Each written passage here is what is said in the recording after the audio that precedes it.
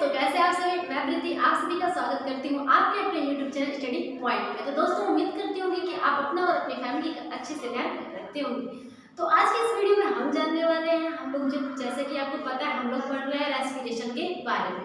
Respiration में हम लोगों ने बहुत सारे टॉपिक कंप्लीट कर लिए थे। आज हम लोग का ये रेस्पिरेशन चैप्टर कंप्लीट हो जाएगा, यानी कि रेस्पिरेशन में बचे हुए जितने भी टॉपिक है आज मैं उसको कर दूंगी कंप्लीट। और आपको कल एक वीडियो अपलोड करूंगी जिसमें रेस्पिरेशन का जितना भी लेक्चर था वो सारे मर्ज कर दूंगी और आपको एक ही वीडियो में रेस्पिरेशन का होल डिटेल आपको मिल जाएगा।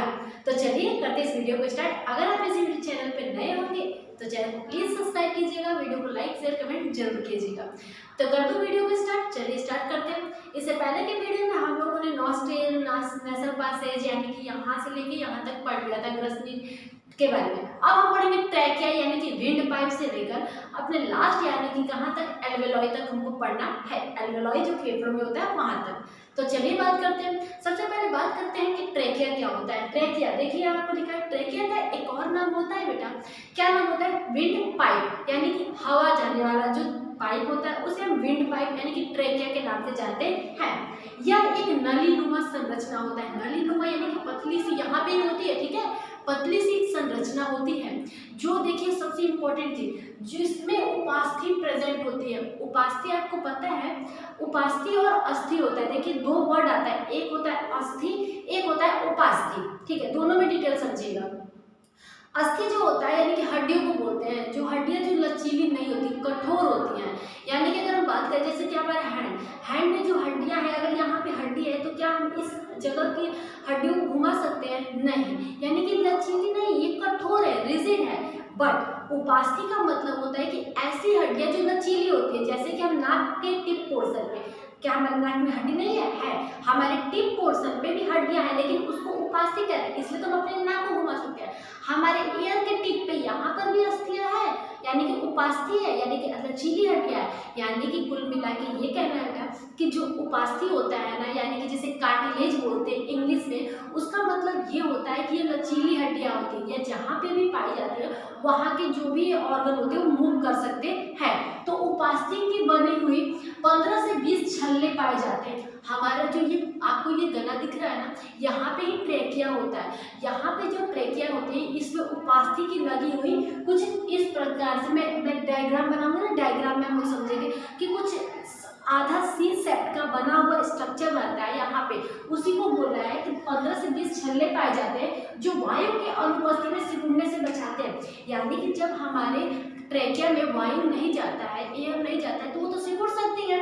जैसे कि आपको बात करें, जैसे कि आप पानी देते हो ना पाइप से, तो जैसे पाइप में जो होता है, पाइप में जब तक पानी जा रहा है तब तक वो पाइप खुला हुआ होता है। जैसे ही वो पानी हट गया, पाइप से कंडक्ट हट गया, तो पाइप क्या होता है? पिचक जाता है। तो हमारे जो यहाँ पे प्रेजेंट ट्रैकिया होती हैं वो भी तो चिपक जाएंगी अगर एयर नहीं जाएगा तो। उसी को आपस में चिपकने से रोकने के लिए उपास्थि की बनी हुई 15 से 20 क्या होती है यहाँ पे उपास्थि प्रेजेंट होती है, जो सिकुड़ने से क्या करती है? बचाती है। किसको? ट्रैकिया को। ट्रैकिया का नाम क्या है? Wind pipe. चलिए इतना आई होप कि आपको ये समझ में आया होगा ट्रैकिया क्या होता है, ठीक है। श्वसनी, उसके नीचे अब बात करते हैं। अब यहाँ से हमारे जो फेफड़ा है ना, दोनों side left and right side, वहां से अब बात होना स्टार्ट होगा। वहां पे जो जा रहे पाइप को उसी को बोलेंगे। एक होता है श्वसनी।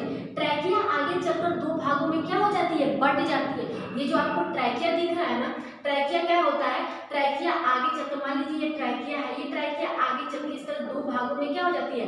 बट जाती है। क्यों बट रही है मैम?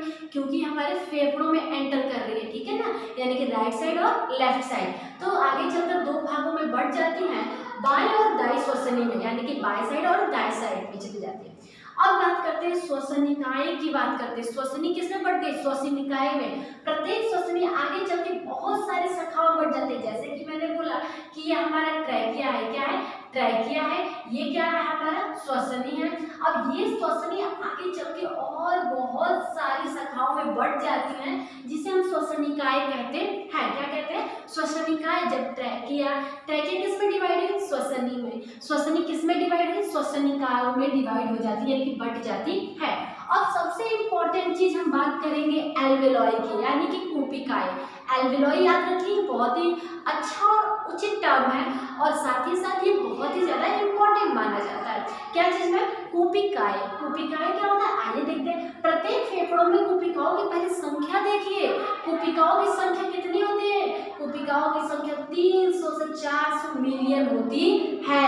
कितनी होती है? 300 से 4, प्रत्येक फेफड़े में 300 से 400 मिलियन कितनी होती? कूपिकाएं यानी कि एल्वेओलाई देखी जाती है।